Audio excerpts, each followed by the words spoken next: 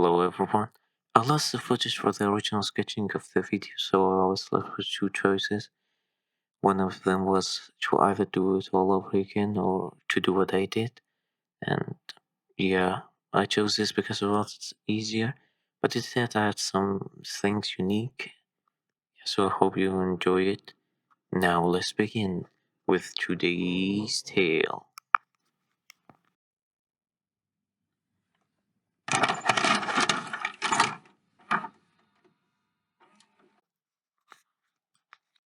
Gather round, dear listeners, and lend an ear.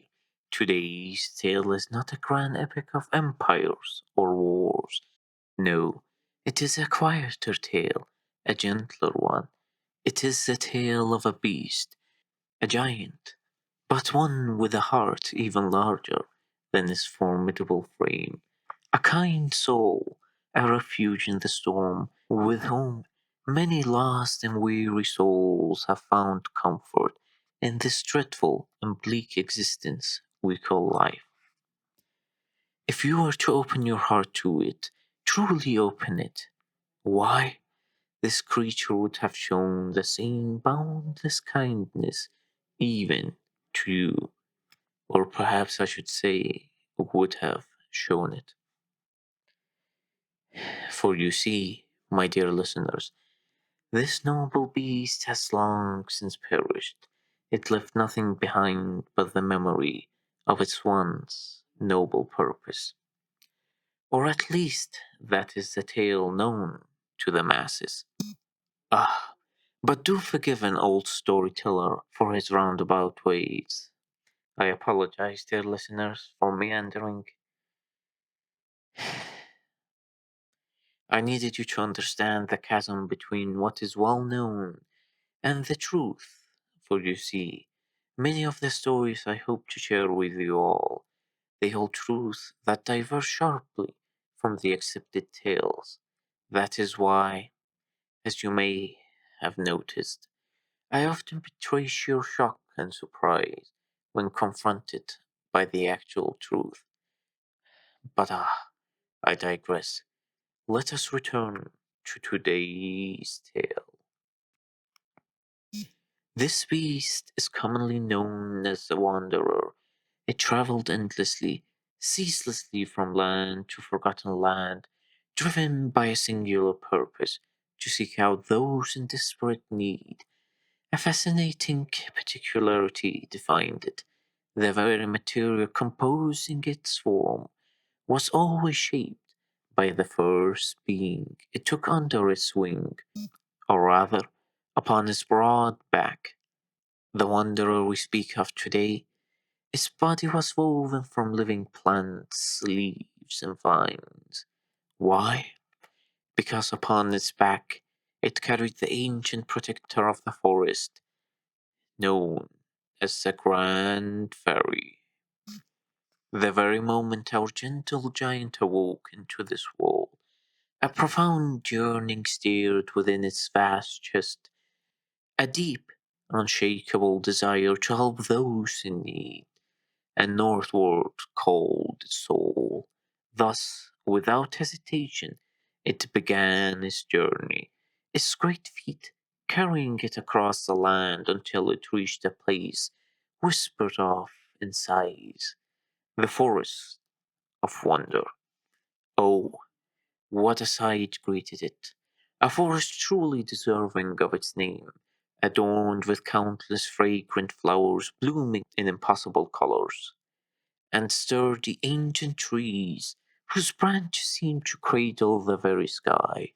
Even the insects glittered like scattered jewels, their hues captivating yet soothing to the eyes.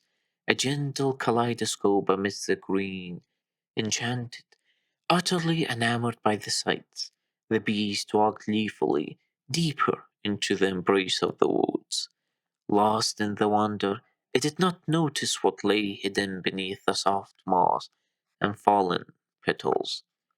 As it strode forward, joy filling each step, it suddenly felt his colossal foot stump down upon something unexpectedly yielding. Startled, It looked down. There, half crushed beneath the moss, lay a strangely shaped creature, a being smaller than itself, curled in upon itself like a dying leaf. The beast's great heart clenched.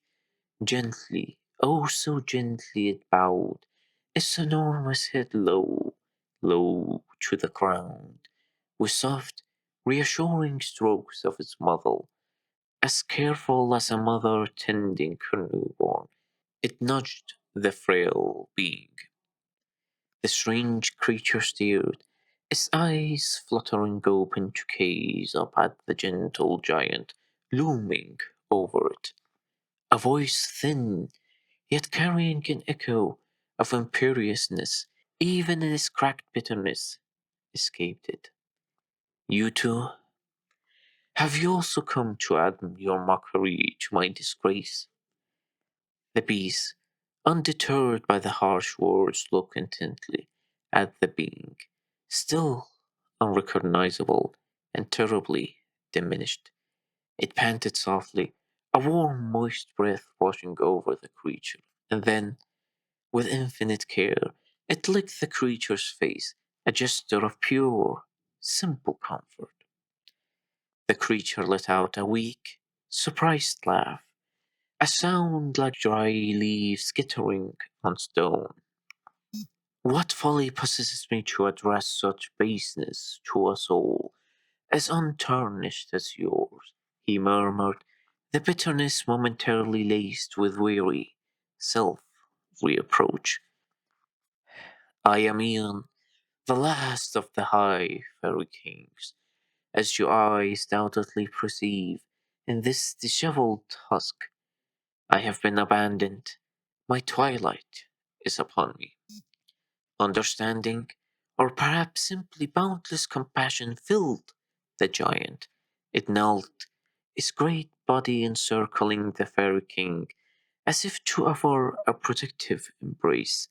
The king, sensing the profound kindness radiating from the strange beast, finally released the single withered flower he had clutched so desperately in his hand.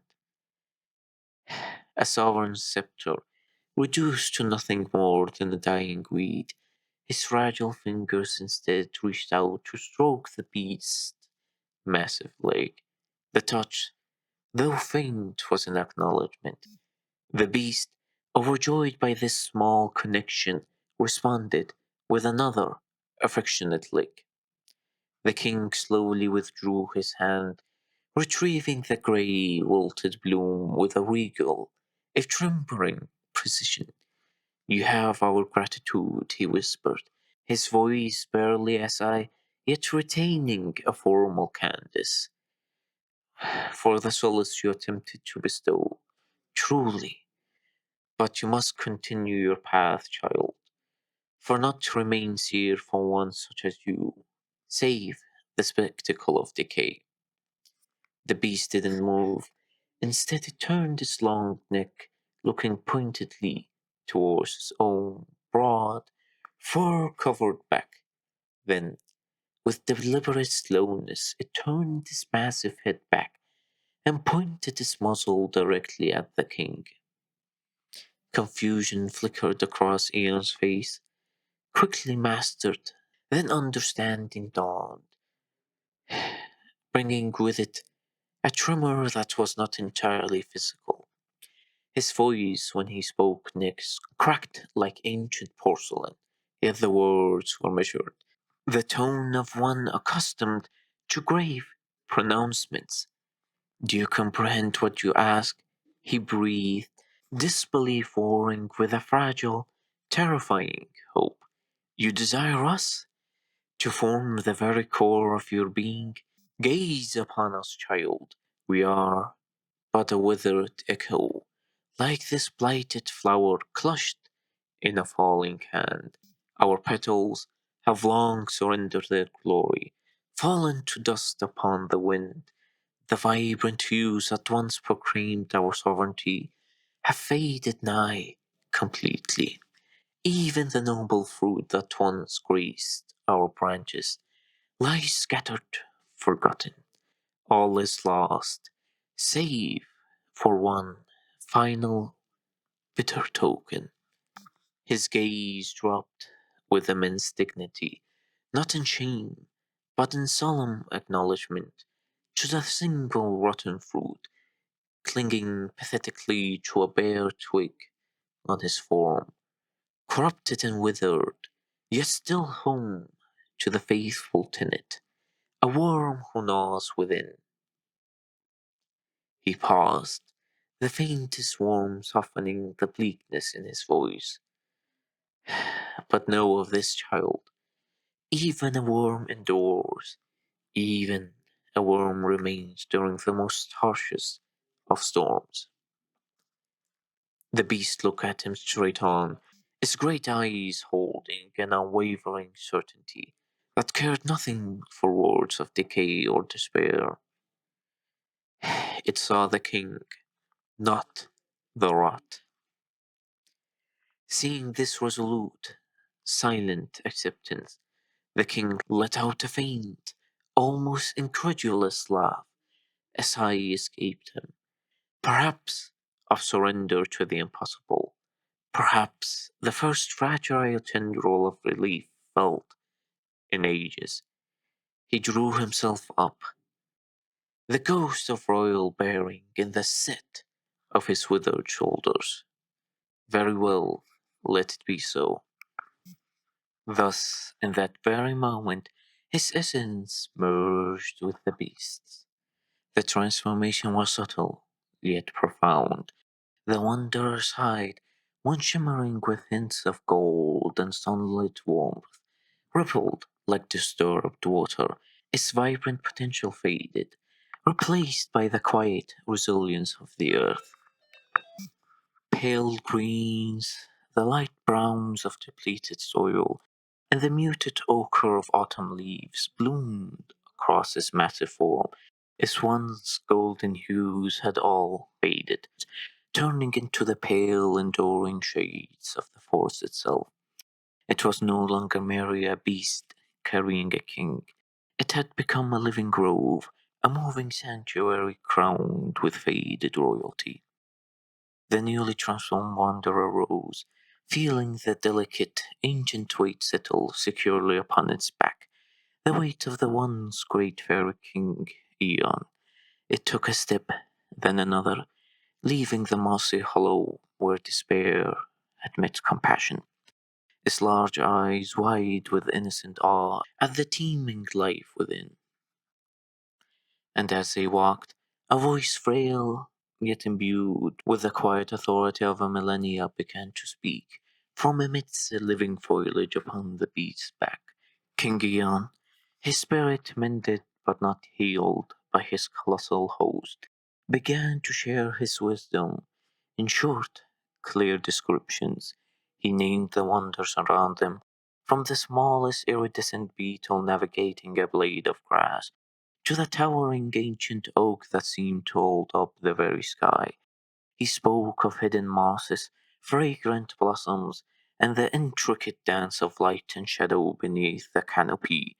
The beast listened, its simple wonder deepening with each whispered revelation, carrying his precious, narrating burden deeper into the world and northward towards destiny.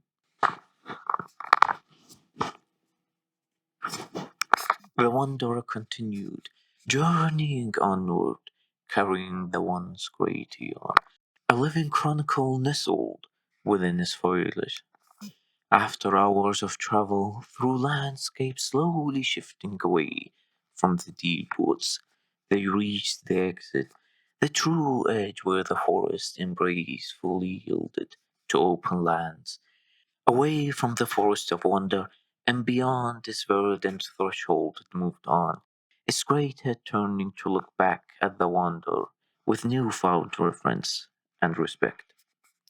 The fairy king, his voice now seeming to emit softly from the very leaves and vines, adoring the beast's shoulder, steered.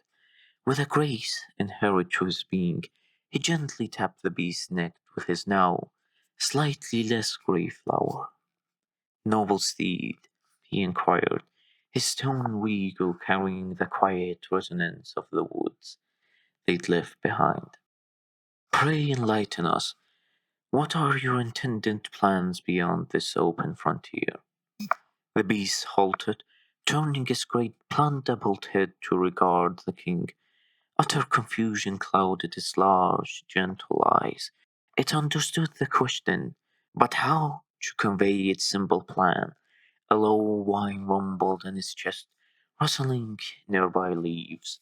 It shifted his massive, root-like paws, clearly at a loss. The king observed this internal struggle with a faint, knowing smile, visible amidst the foliage. Gentle giant, he reassured, his tone carrying the ancient authority that commanded trees and calmed storms.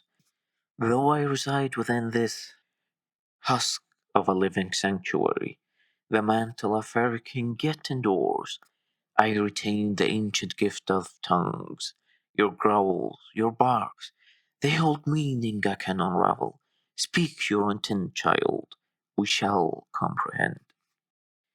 The beast remained doubtful, its leafy ears twitching uncertainly, yet trusting the king's word. It gave attentive try. It tilted its head back, vines swaying, and let out a series of short, earnest barks. It then looked expectantly at the spot where Ian rested, his tail giving a hopeful twitch that shook loose few petals. King Ian listened intently, his flower tilting thoughtfully from amidst the green. After a moment, he gave a slow, deliberate nod. We see, he pronounced, the bloom moving slightly. Your ambition is clear. You intend to venture to the bank. There you plan to orchestrate a stick up, and at this very moment you seek armaments, preferably those imbued with arcane arts, magical weapons to be precise, while you plan to use me as, how you say, posse. The beast froze, its jaw slackened slightly, its eyes widened into perfect, bewildered circle amidst the foliage. It stared towards the king, utterly dumbfounded. Had time truly addled the noble fairy's mind? A faint, distressed whimper escaped it, followed by a soft, questioning arf. Pure, unadulterated frustration. The king, witnessing this reaction, couldn't suppress it any longer. A rich, genuine laugh, surprisingly strong and resonant, like wind through healthy branches, bubbled forth from the wanderer's back. Ha, ha. So you believe this old sovereign has succumbed to madness, little bud? He chuckled, the sound warm and alive. Fear not, we merely jest.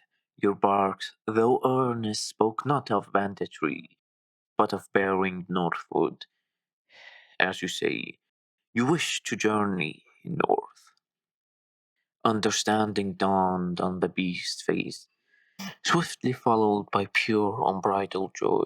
A wide goofy grin spread across his muzzle. Unbridled joy surged through it. For when the king said north, it meant companionship, it meant having someone to talk to on the long, lonely roads. His tail began to wag with such enthusiastic force it created a small breeze through its leafy mane. It barked happily, confirming the king's translation. Thus, they continued to head north, from land to land and plain to plain. They ventured the gentle giant now, a moving grove, and the king whose voice was the whisper of the forest within it. Whenever they entered a lush plant biome, a vibrant jungle, a blooming meadow, a whispering grove, and a gloomy swamp, King Ian would gently resonate his voice, blending with the rustle of his own form and the surrounding flora. Attend us, kindred spirits, he would murmur, the command soft but undeniable. Share your wisdom. Where might fresh water flow? Where can shelter from the elements be found?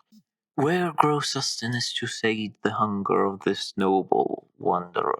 And the plants, recognizing the faded glory, yet profound kindness and deep connection resonating from the fallen king, would respond out of respect and admiration. They would whisper their secret through rustling leaves and bending stems, by guiding the gentle giant and his precious integrated cargo to safety and sustenance. After journeying for a year beneath changing skies and across lands sculpted by time, the giant and its regal core finally reached the springs of tranquility, nestled in a serene valley where mist clung like gossamer and the air hummed with latent magic. Pools of impossibly clear water shimmered, their surfaces undisturbed even by the gentlest breeze. The king, his voice a soft rustle from within the wanderer's leafy mantle, encouraged the beast. Approach, noble carrier, he intoned, his words carrying the weight of ancient knowledge. These are the springs of tranquility, blessed waters known to soothe the weary and mend the frayed. Enter one. Let its essence embrace you. Trust this old sovereign young bud, for once you enter, shall you learn why I advise you to venture towards this land. The beast, sensing the profound peace radiating from this place, needed little urging. It lumbered towards the nearest hot spring, its massive plant covered form causing barely a ripple as it stepped into the crystalline depth. It entered, surprised by the soothing sensation and its calming effects. A profound warmth, deeper than mere heat, seeped into its very bones. The constant low thrum of his journey, the subtle ache of carrying his precious burdens began to melt away, replaced by a serenity it had never known. A contented sigh, like wind through willows, escaped his muzzle. The king, ever observant even from his perch, noticing the tired look of the beast, encouraged him to rest. Yield to the water's embrace, gentle one, he murmured, his tone both gentle and commanding. Slumber. Allow his peace to weave through you. We shall stand vigilant. When the time is right, we shall wake you. The beast barked, a soft, grateful sound like stones tumbling into a brook. Thanking the king, trusting completely, it settled deeper into the warm embrace of the spring, its great eyelids drooping.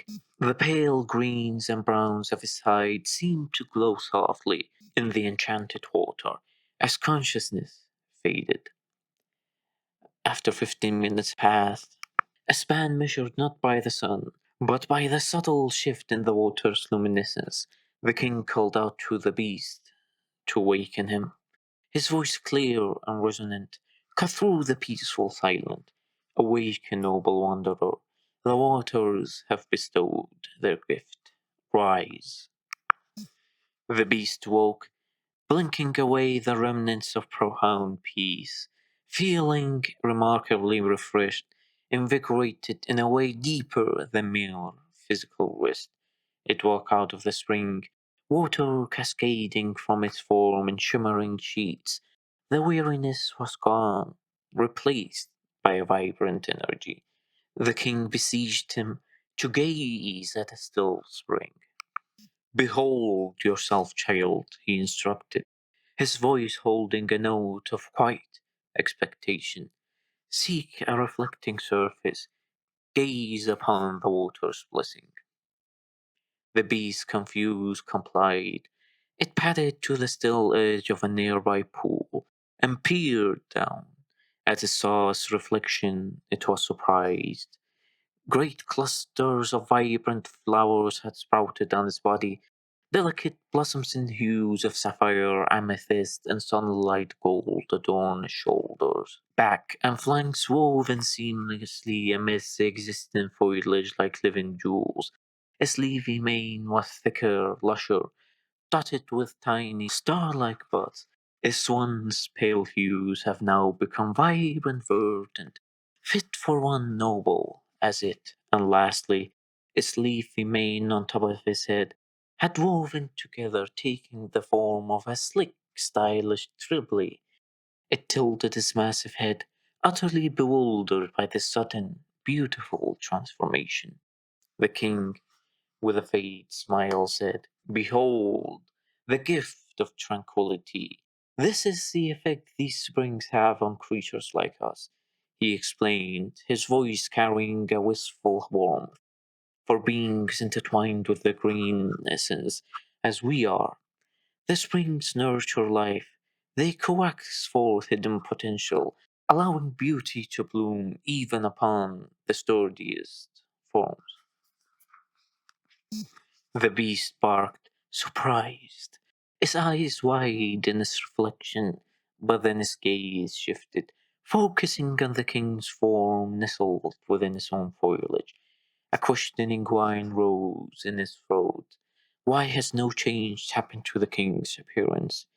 For eon had remained as he was, the withered branch, the grey flower, the rotting fruit, and the fated presence, unchanged amidst the vibrant new growth. "Child," said the king gently, his voice softening, losing none of its formality, but gaining a profound depth of sorrow. "Though we may have merged, though our journey is shared, I remain at my core a withered tweed. These springs, they nurture life, yes, but they cannot restore what is irretrievably lost. They cannot rekindle the vibrant hues that once were mine, nor plumb the fruit that has long since fallen." He paused, the faint smile fading completely.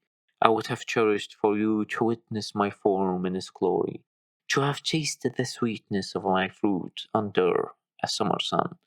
But sadly," he stopped abruptly, the final words hanging heavy and unspoken in the tranquil air. The beast, its simple joy momentarily dimmed, curious of what the king was about to say, remained silent. It sensed a raw wound beneath the king's words, the pain barely contained, a deep understanding born of empathy rather than intellect filled it, for it didn't want to reopen the wounds that the king had barely healed. It left the unspoken truth hang there, respecting the king's fragile peace.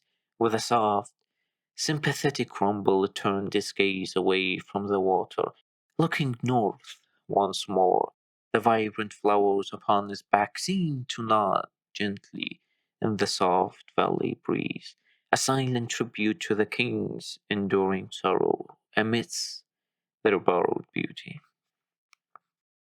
As they marched forward, leaving the tranquil springs and their bittersweet blessings behind, the landscape began to shift into rolling crook-strewn foothills. The beast, its vibrant new flowers nodding gently with each step, scanned the terrain with its usual benevolent curiosity. It saw a young slime sitting alone.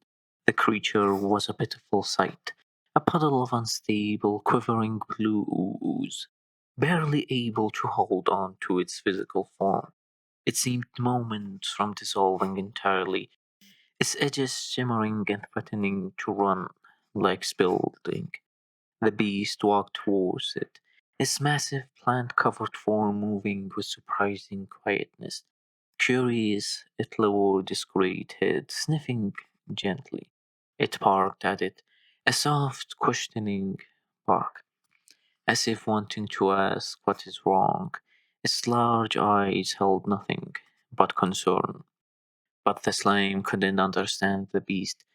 Panic flared within its unstable form, afraid that maybe the beast wanted to eat it. The small creature let out a terrifying, watery gurgle and decided to hide behind a nearby rock, oozing frantically into the scant cover. The king, observing the scene from his leafy vantage point, told the beast. Patience, gentle one. His voice rustled softly. Recall, most creatures lack the gift of tongues. Your barks, however well intended, are but noise to frightened ears. The beast whimpered, a low, mournful sound like wind sighing through reeds. It was saddened that it had forgotten such a fact. Turning its head slightly towards the foliage where Ian resided, it barked, asking the king to translate for it, his eyes pleading. The king sighed, a sound like dry leaves tumbling. Very well, he agreed, his tone carrying a weary but patient dignity. We shall act as your envoy. Speak, child. We shall render your intent. The beast, encouraged, took a deep breath, and what poured forth was a torrent of earnest, overlapping sound. King Gion began to translate for the beast. Hello, hi, how are you? I hope you are doing fine. I'm not a bad guy. I'm really nice. I like helping because helping strangers makes me happy. Please let me help you. I want to be friends. Please be my friend. And Eon tried to translate with regal composure, but was overtaken by the chaotic source's unyielding barrage, and began to mirror the beast's enthusiastic howls. The king stopped, his flower twitching with mild expectoration. Take it easy, young bud, he interjected, his voice regaining its full command. You're overwhelming the poor lad with too much information. Regardless, he shifted his focus back towards the rock. Little slime, emerge and observe this immense sphere of verdant fluff. Take our word as sovereign. Its kindred are the most benevolent entities ever to grace the earth and tread upon the soil. The slime, still cautious, slowly peeked through the rocks, trembling. It took one look at the beast. A wave of pure, unfeigned kindness washed over its unstable senses. I can sense it that it means no harm. Gathering its courage, it moved away from the rock and crept towards him, its form wobbling precariously. The slime asked them what brought them to this land, and what do they want from him. Its voice a series of wet, glistening pops and gurgles. The king answered, his voice translating the beast's query once again, and then conveying their purpose with noble simplicity. We journey northward, little one. This noble wanderer bears us upon his back, driven by a desire to aid those in need. Telling him of their journey and the beast's desire, that is when the slime asked if they could help him. Could could you help me? The slime's voice glistened with desperate hope. The beast, his heart swelling, immediately lowered his neck to the ground, bringing his massive flower-strewn head close to the trembling slime. It barked, a soft, encouraging sound. The slime, confused, didn't know what to do. It quivered, looking away from the giant's head towards the foliage where the king resided. Ian clarified, his tone calm and reassuring. The beast asks that you position yourself upon the summit of its cranium. It hypothesizes this action may facilitate realization of your form. We concur. The endeavor warrants an attempt. The slime, desperate, trusted the king's measured words, and crept on top. As it made contact with the living plants adorning the beast's head, a remarkable thing happened. Its unstable blue form seemed to absorb part of the beast's floral trilby. The vibrant leaves and soft moss generated by the spring. Instantly, the violent shimmering ceased. The slime's edges firmed, becoming cohesive, smooth. It did truly help it stabilize. Relief was through it, a cool, calming wave. Thanking them, his voice now steadier, pops. It slithered down, getting off the beast, and on its way to a new beginning. The slime waved goodbye. A small pseudopop raised in gratitude. He turned and saw the plant regrowing on the beast's head, replenishing itself vibrant and tall. But once that happened, to his horror, the small patch had been absorbed by his body. The entire thing dissolved. That is when he felt his body started to destabilize once again. The firmness vanished. The edges began to blur and drip once more. Panic surged. The edges began to blur and drip once more. Panic surged. The king sighed, a sound of weary understanding. It seems, he pronounced gravely, your stability is intrinsically linked to proximity. Departure necessitates destabilization. To survive, you must remain a pawn, it said. The slime, disheartened, slumped visibly, its form quivering, but its voice glistened with despair. Won't that mean I'll just be a bother? I'll just slow you down or put pressure on your neck? What if, what if you can't make any more plans for me to absorb? The fear was palpable. Fear of being a burden. Fear of losing this fragile lifeline. The beast barked, a sharp, decisive sound. His eyes held pure, unwavering reassurance. The king sighed, agreeing with the beast's remark. He turned his flower slightly towards the slime. The wanderer bids you see such foolish thoughts, he translated, his voice regal but kind. You needn't fear the possibility of such a thing occurring, as you may have observed. Upon my broad back I carry a distinguished being, a fairy king, keeper of the forest, protector of plants, and he paused, preparing to elaborate on his enduring, if diminished, power. The slime thought to itself, momentarily distracted. Did the beast really speak in such a sophisticated manner? It wondered, for just moments ago he spoke like a child. That is when the beast barked, a short, impatient sound interrupting the king. He sighed, the faintest hint of royal exasperation in the sound. All right, he conceded. I'll get to the point, as you say. His voice became brisk, yet still carried authority. The gist of the matter is this. Though our current form may suggest otherwise, we retain sufficient mana reserves to maintain this child's requisite flora for an exceedingly protracted duration. A really long time, as our companion might less eloquently phrase it. The beast barked again, a cheerful and affirming bark. The king added smoothly, and just so you know, a journey undertaken acquires significantly enchanted enjoyment with additional companions, more friends, greater merit. The slime, reassured by the king and the beast's sincerity, agreed. Hope flickered again within its blue, gelatinous shell. It got on top of the beast again, absorbing the necessary plants. Stability returned, solid and comforting.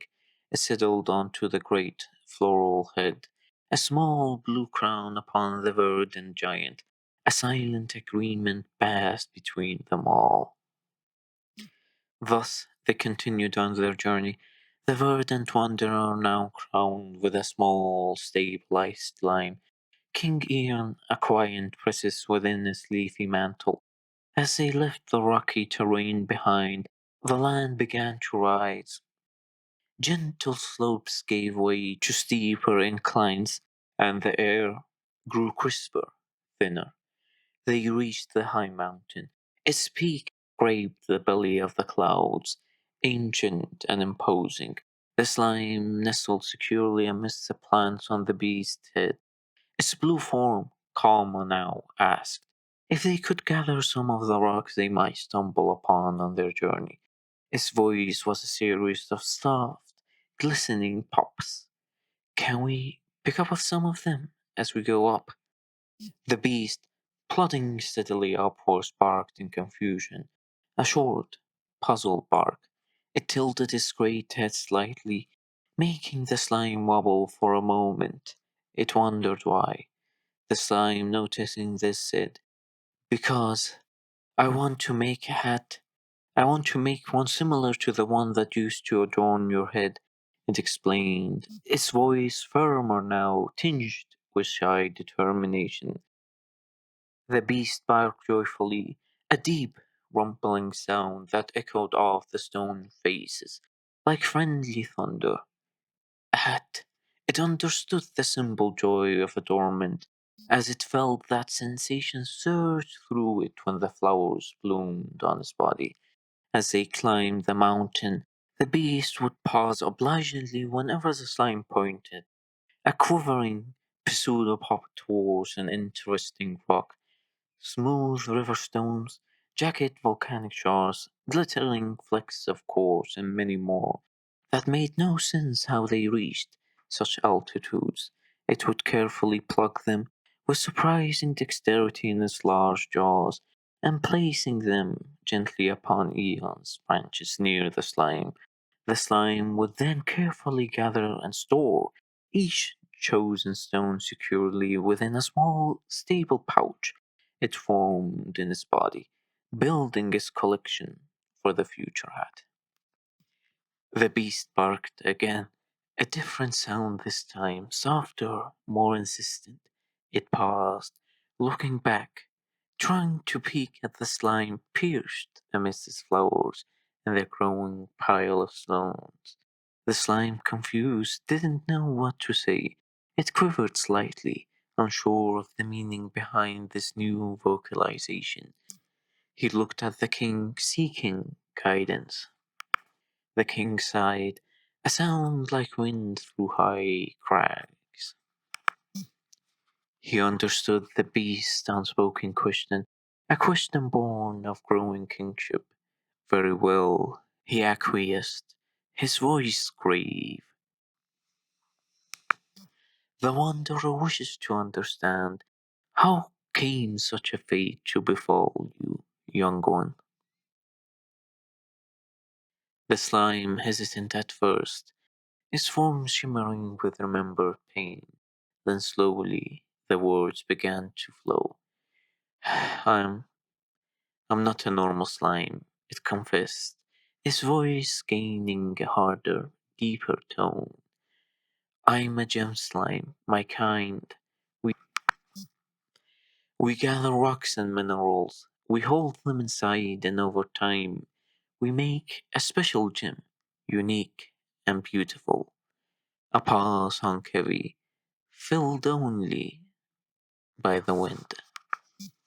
Usually, the slime continued, bitterness leaching into its glistening tones. That gem stays inside us until we're old. Then it comes out naturally. But by then, it's dull, losing most of its shine and luster. Its form seemed to contrast slightly. That's why hunters, adventurers, they'd find us when the gem is bright, vibrant, and at its best. And the voice faltered, with pops crackling with distress. They rip it out, taking it by force. The silence deepened, broken only by the wind whistling over stone. But when they do that, the slime whispered, despair thick in every syllable. When they take it while still a part of us, still our core, it breaks everything. That gem, it wasn't just a pretty ornament. It held us, me, together. It managed my magic, kept me stable. If it's torn out during that time, the slime trembled violently, causing a small stone to tumble from its stash. You fall apart, like I did. What you saw happened to me. Silence fell, profound and heavy. The wind seemed to hush as they continued on their endeavor. The only sounds were the crunch of the beast's massive feet on the scree and the whisper of the wind through King Eon's branches. They climbed higher, the air growing colder. They reached the midpoint of the mountain. That is when the sky began to bruise with ominous purple gray clouds. When suddenly a storm started to brew. Thunder growled, swiftly growing closer. Lightning flashed, illuminating the harsh landscape. Cold, needle sharp rain began to lash down.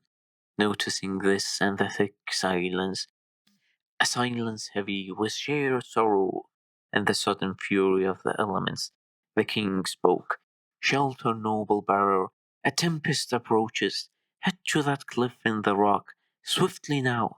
As they entered, as they entered the shallow cave, a grateful respite from the storm, he noticed the beast huddling up, shivering, its flowered flanks quivering, trying to warm his body against a cold stone. The slime hunkered low on his head. The king broke some of his withered branches, small dry twigs near the rotten fruit. A spark flickered from his grey flower. He lit them on fire, creating a small, defiant blaze. Sleep, gentle one, he commanded, his voice firm against the storm's howl. We shall keep watch. No harm shall find you here. The beast barked, a soft, trusting sound. It nuzzled closer to the fire, then huddled up and went to sleep. The slime stilled, drawing comfort from the warmth. That is when the king whispered, "You're welcome." A sigh lost to fire and storm. The slime stirred. Its voice soft, glistening pops carried deep gratitude. "Thank you, your majesty, for not asking more." Eon said it's all right, his voice a low murmur. "I understand. We too have known hardships blade and sorrow's weight. Thus we know that sometimes silence is the deepest balm, the kindest remedy." He paused, firelight on grey petals. "Sleep now, little one. Rest, gather strength for the climb ahead." The slime, comforted by Eon's quiet strength and shared understanding, dissolved into a restful, stable stillness. The fire crackled, a small beacon, as the king kept his vigil on the new-found fellowship. The storm's lullaby fades. The wanderer lay like a moss-covered hill, breathing deep and slow, his flowered flanks rising and falling. The slime rested in stable stillness atop his head, a small blue mound amidst the leaves and stones. The fire reduced to embers cast faint, dancing shadows, leaving only the king and worm awake. The worm stirred within the confines of the single rotten flute, clinging to the withered branch that was part of Aeon's form. A small, determined movement. Slowly, meticulously, it crawled from the fruit onto the branch. Its tiny form, pale and segmented, gleamed faintly in the dying firelight. With infinite care, it traversed the short distance and got close to the king's ear. It whispered something, a series of soft, almost inaudible clicks and rasps, a language only known to the king and his only remaining subject. A secret mission entrusted in the dark. The king, his flower tilting slightly towards the sound, listened intently. A faint sigh, more breath than sound, escaped him. "Go then," he murmured back, his voice the softest rustle of dry leaves. "But be safe on your travels. Take no risks that the storm may demand." A profound tenderness, reversed solely for it, infused the quiet command. It went on its way. The worm gave a minuscule nod, barely perceivable, and began its arduous journey. It slipped from the branch, down the curve of the beast's great shoulder, a tiny speck of life navigating the vast, sleeping form. It vanished into the dark maw of the cave's entrance, swallowed by the storm's lingering fury. He watched the empty darkness where it disappeared. For a lingering moment, a silent prayer hung in the air. Then, drawing what little comfort he could from the nearness of his sleeping companions and the fading warmth of the embers, that is when he succumbed to sleep. His form, the withered branch and grey flower, seemed to settle deeper into the beast's leafy mantle. Hours later, the world outside transformed. The ashen clouds had all but faded. Its rage spent, leaving behind a bruised but clearing sky. The sun, pale and victorious, shined through the entrance of the cave, painting strips of gold on the damp stone floor.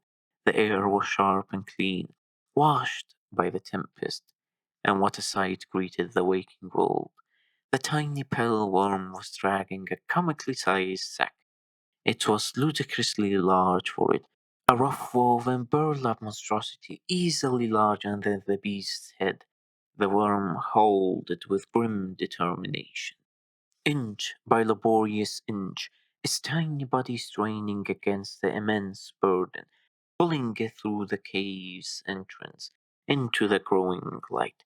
The beast awoke with a startled snort, lifting its great head and dislodging the slime, who tumbled into a surprised gelatinous heap before reforming. Both the slime and the beast stared, wide-eyed and utterly bewildered, at the tiny worm and his gigantic prize. The others, in complete shock, except for the king who remained dormant, asks what's going on. The slime gurgled, voicing the shared confusion. What's going on? What's happening? The beast barked, tilting his head in pure astonishment. The king, roused by the commotion, but utterly unsurprised, merely observed with weary affection as the worm reached the center of the cave floor near the cold fire pit. The worm entered the sack with a final mighty heave from within the blue wrap folds. It took out a small kitten. It was bedraggled, its fur plastered wetly, eyes wide with terror and confusion.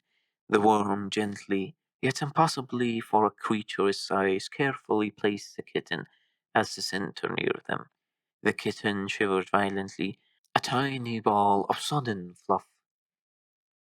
Mission accomplished, declared the king. The worm turned without ceremony. It crawled steadily back across the stone floor, climbing the beast's slumbering leg, traversing his flank, disappearing once more into the sanctuary of the rotten fruit on the king's withered branch, utterly spent, falling asleep almost instantly within his familiar rot. The kitten woke up, meowing.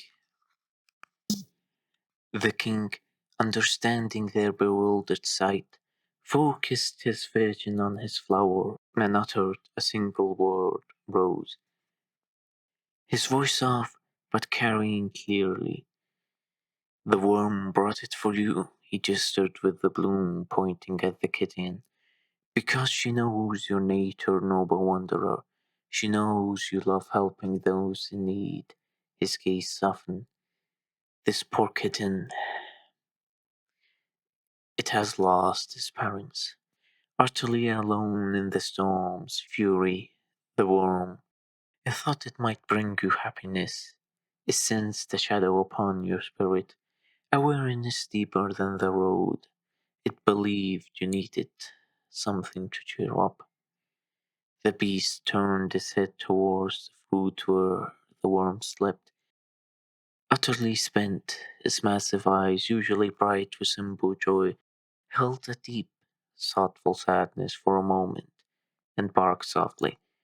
A low, gentle rumble like distant thunder, full of gratitude and a profound understanding of the small creature's silent act of kindness. The slime perched on the beast's head, quivering slightly, his voice a glistening pop of curiosity mixed with concern, broke the quiet. But what are we going to do with the kitten?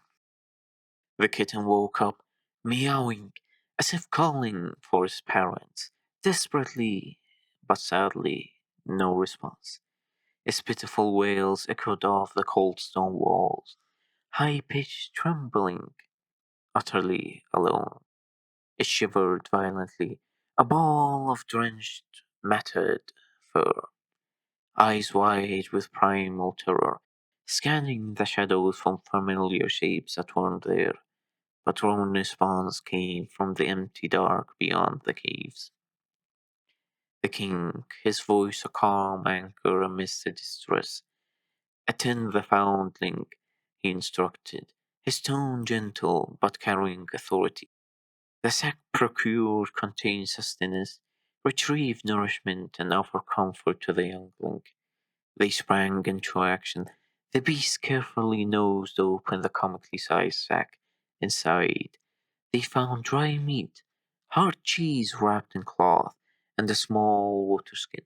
The slime still perched on the beast's head, told it to throw the food towards the kitten. The beast gently tossed bits of softened dried meat and crumbs of cheese towards it. After feeding, a messy, hesitant process where the terrified kitten initially shied away, then attacked the food with desperate hunger. And after playing with the kitten, things shifted. The beast gently nudged it with his massive, floured muzzle. The slime extended a small, stable pseudopod, wiggling it invitingly. Slowly, tentatively, the kitten's terror began to melt, replaced by weary curiosity. Then attentive trust. It climbed onto the beast, tiny claws finding purchase in the thick, leafy fur. Emboldened, then it climbed up to the slime's hat, scrambling over the blue gelatinous foam. There, amidst the carefully stored stones and vibrant leaves, it nudged itself, finding a comfortable hollow. Its tiny nose twitched. Something glittered amidst the stones embedded in the slime's hat. A small, particularly shiny quartz crystal the slime had collected. Taking that gemstone from the hat, the kitten patted it with a tiny paw. The stone rolled, catching the sunlight now streaming strongly into the cave's entrance. The kitten let out a faint purr, a sound soft at first and growing stronger, vibrated from its shiny chest. It purred, happy with the new home it got. It curled around the gemstone, a makeshift toy, its purrs a steady rumble of contentment against the slime's cool, stable surface. After finishing everything from the sack, the food consumed, the water skin emptied, they continued to climb the mountain. The air was sharp and clean after the storm. The paths washed clear. Higher and higher they went, the world falling away below. Reaching the top, a breathtaking vista unfolded. They saw a valley surrounded by mountains from all sides, a hidden valley cooped in stony hands, lush, vibrant green, deeper and richer than any they'd seen, pulsed with life below. Sunlight dappled through unseen trees, sparkling on a winding river. Joy, pure and unadulterated, surged through the wanderer. It knew this place, for it is its long awaited destination. It ran in a hurry. The king told it to take it easy, but it didn't listen. Eon's voice, a rustle of urgent leaves, was lost in the wind of their descent. Steady, noble bearer, caution! It was futile. The beast just kept running. A verdant avalanche of happiness, flowers bubbling wildly, the slime clinging tight, the kitten meowing in startled delight. until it reached a crack between two mountains, a narrow, shadowed fissure that seemed unremarkable. It skidded to a halt, panting. It let out a faint bark, a specific sequence, not loud but resonant, as if it were reciting a secret code. The mountain split with a deep, grinding rumble that vibrated through their very bones.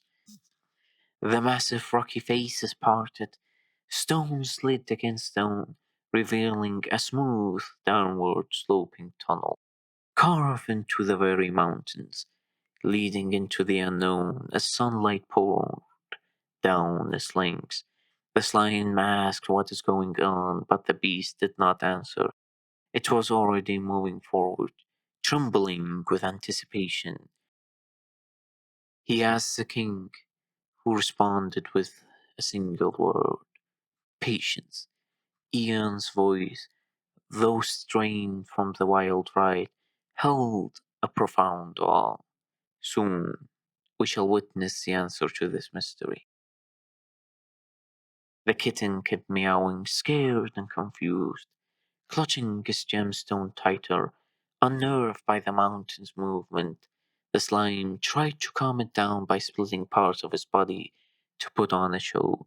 It extended pseudopods forming simple shapes: a wobbly bird, a jumping frog.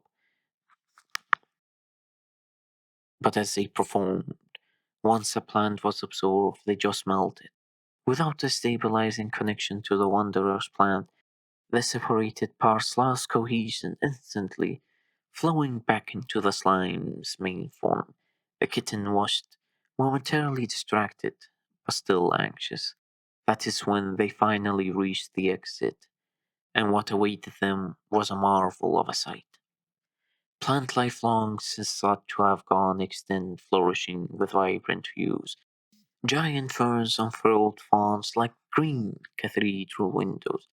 Flowers bloomed in impossible colors: luminous blues, fiery oranges, deep violets that seemed to swallow the light. Trees with bark like polished silver and leaves like beaten gold reached for the sky. The air hummed with life, thick with the perfume of 1,000 blossoms, a land straight out of a fairy tale. Many creatures thought to have been extinct. A singular specimen of those creatures can be seen frolicking around, carefree and deep bliss. A shimmering, opalescent butterfly the size of the kitten's paw flitted past. A small feathered serpent coiled lazily on a sun-warmed rock, its scales glittering like emeralds. A tiny six-legged deer with fur like spun moonlight grazed peacefully near a stream. A single gemflower bathing in the sun's gentle embrace. Beneath a tree of a hallowed past, where creatures long forgotten rest near it. A protector of an age long forgotten. And many more lay as a gentle breeze brushed them, lulling them to sleep.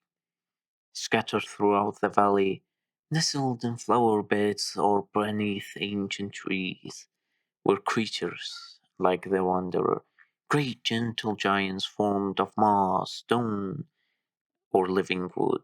Some were covered in blossoms, others in crystalline growth, all peacefully slumbering in the warm sun, their sides rising and falling slowly. The gentle breeze rustled leaves and fur like a lullaby of perfect peace. The beast walked towards the spring at the center, a pool of water so clear it seemed like liquid crystal, fed by a small waterfall, cascading down mossy rocks with infinite tenderness. It threw the others into it first, not a harsh toss, but a gentle lowering, letting them slide into the shallow, sun-warmed edge. First the kitten swam out, still the same as always, small and adorable. Clutching the gemstone, it paddled happily, shaking water from its fur, then immediately batted its precious stone on the grassy bank, purring loudly, unchanged, but safe and joyful. After it came out the slime, still the same shade of blue, but now without the plant. Panic seized it as it felt the familiar, terrifying instability return without the beast plant beneath it, or so it believed. Its edges blurred, threatening to run. No, no, back, I need to get back. It gurgled desperately, oozing frantically towards the beast's massive leg. The beast barked. For the first time, it let out a sharp, commanding bark. It didn't move to let the slime climb back. Instead, it nudged its massive head, pointing towards a still pool of the spring water, a nearby reflecting surface. Confused but trusting, the slime oozed to the water's edge and peered in. Its reflection stared back, a cohesive, stable pool of vibrant blue. No blurring, no dripping. It was stable, utterly, completely stable, even separated from the beast's plants. Relief, profound and dizzying, washed over it. He smiled, a genuine smile filled with joy. Thank you. He glistened towards the beast, pure gratitude radiating, then joy bursting with his stable form. It crept towards the kitten. Now finally he was able to split his body and do what he wanted.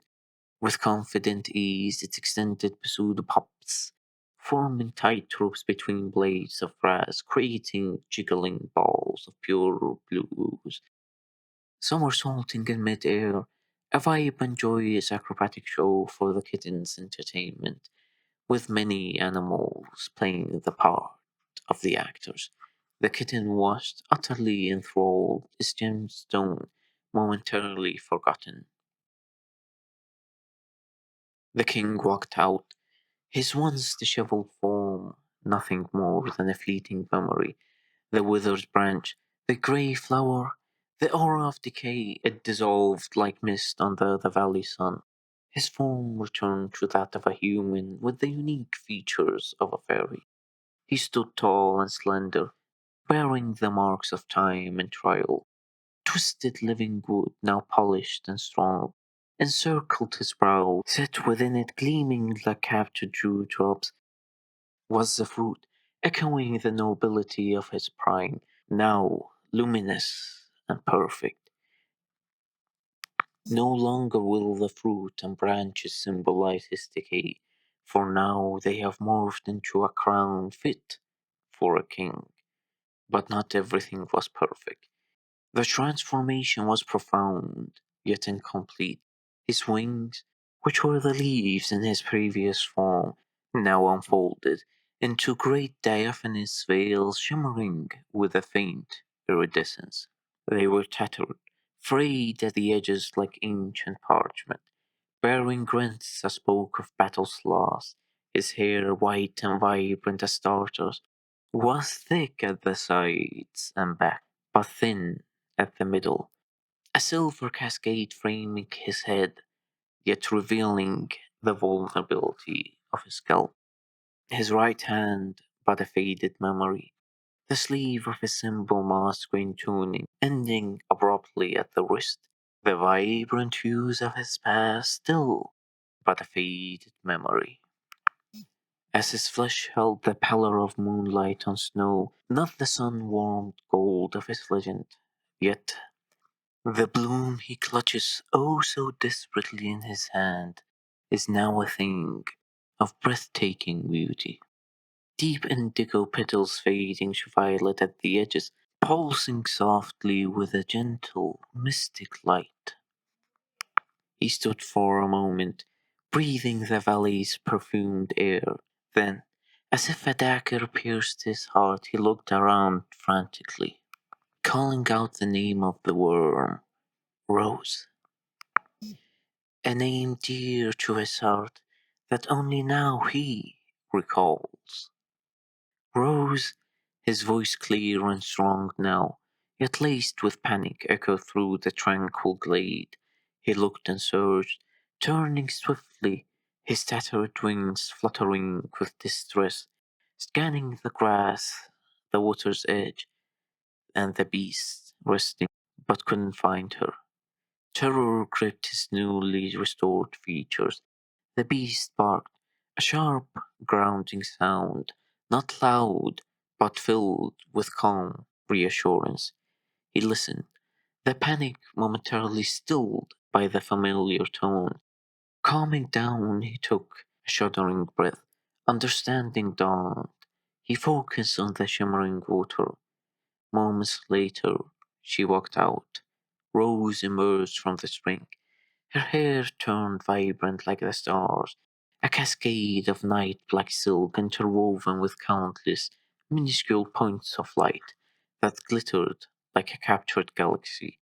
Her wings shined like moonlight, pearlescent membranes reflecting the valley's glow with a soft, ethereal radiance. But sadly, her once smooth and delicate skin was filled with scars. A lattice work of raised silvery lines crisscrossed her arms, her neck, her face, the brutal map of past torments, impossible to erase even by the sanctuary's magic.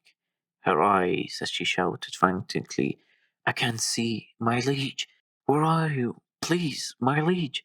She stumbled quietly on the bank, her beautiful star-filled eyes wide but unseeing, clouded, milky white. My liege, where are you? Please, my liege, I cannot see. Her voice, once perhaps melodious, was raw with terror and distortion. Eon ran towards her, his own aching body forgotten.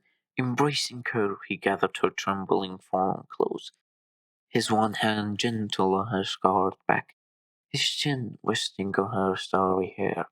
"Shh, Rose, it's all right, Rose," he murmured, his voice thick with tears he wouldn't shed. "It's all right. I'm here for you. Right here. Everything shall be all right. I have you." His embrace was fierce, protective, an anchor in her sudden darkness, her voice muffled against his chest, trembling. What happened? Why is it dark? Why can't I see? Why can't I see you? My skin, it feels wrong." He told her that her body returned to normal, but sadly, "The waters restored most loyal one," he whispered, holding her tightly. "Your forms, your wings, your hair, they are as they should be, but the scars, they run deep. Your eyes, the damage was too profound, too great, that even these springs couldn't, couldn't heal. They are white, milky as moonlight rose." He tried to soften the blow, but he understood she deserved to know the truth, even with the harshness it carries. She asked if she could touch him. "Please, may I? Your face, your hands." Her voice soft and gentle, yet carrying desperation to seek comfort of his presence.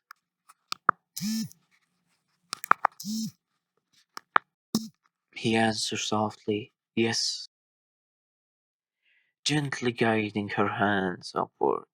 She touched, her fingers smooth, soft, and gentle, despite the scars. Traced the line of his jaw, the curve of his cheekbone, the familiar arc of his brow. Relief washed over her features. Her fingertips brushed over the thinner patch at the crown of his head.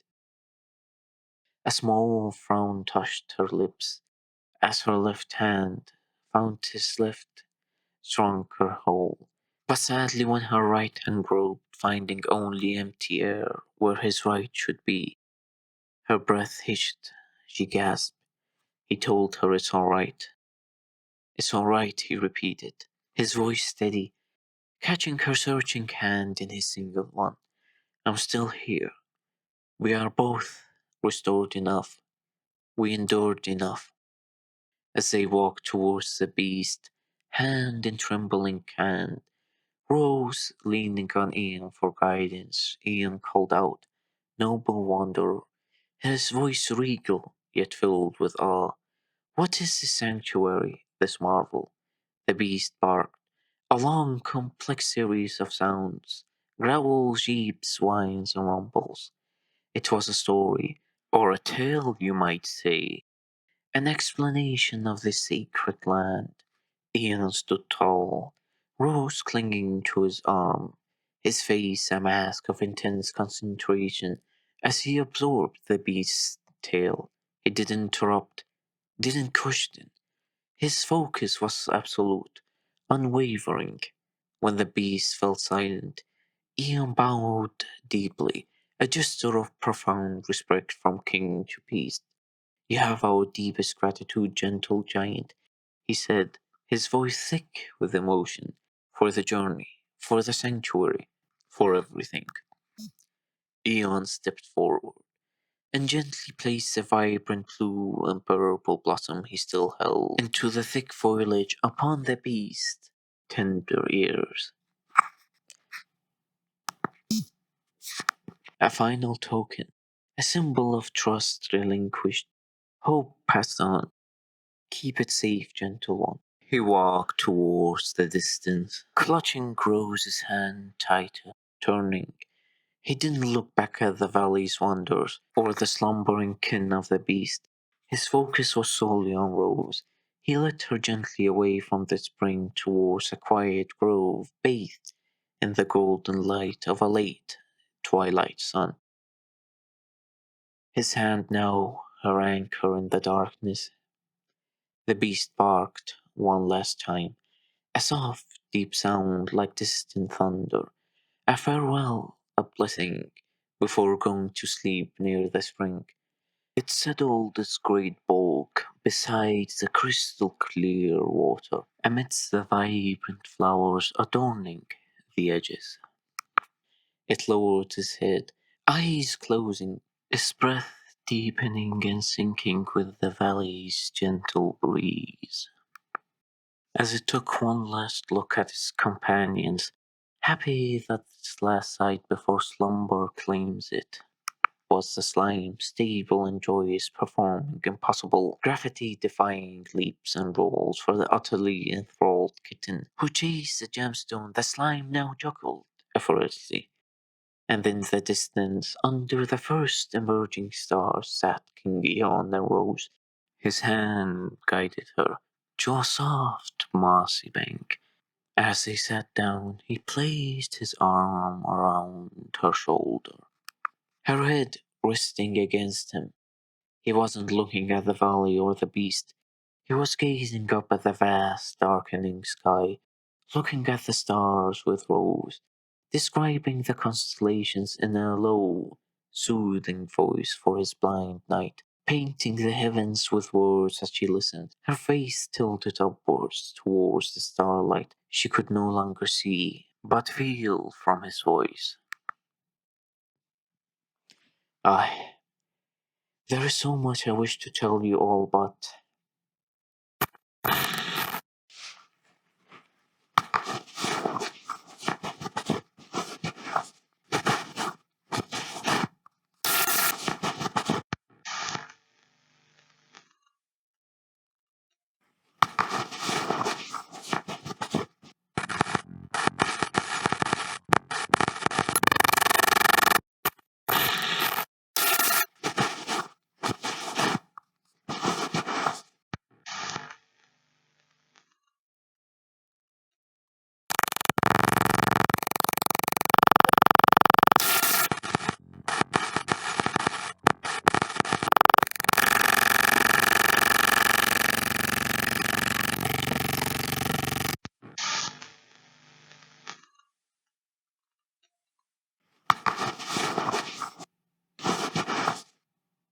thus concludes our tale. I hope we shall meet again."